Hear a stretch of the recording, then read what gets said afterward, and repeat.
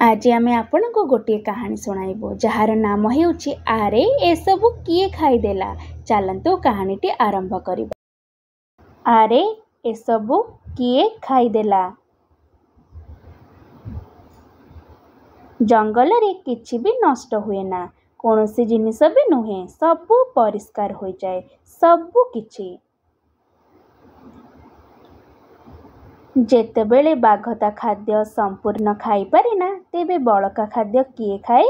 सागुणा और गधिया। आउ भोकिला जंगली बारहा धुर धुर।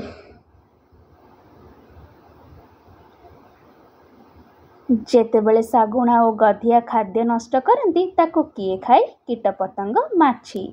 आउ भोकिला जंगली बारहा धुर धुर।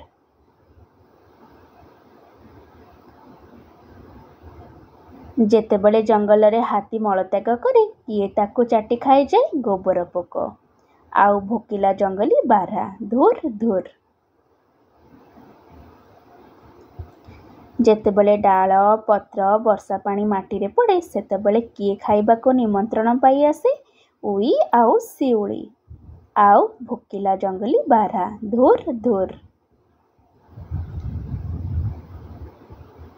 जेतेबेले पवन रे धुआं भर्ती हो जाए, किए ताको सुसिनी? गछ। किंतु भोकली जंगली बारहा नुहे, धुर धुर धुर। आशा करुछु आपनको एही कहानीटी पसंद आसीथिबो। तेबे एहा हेउछि आपनक पई आजिर प्रश्न।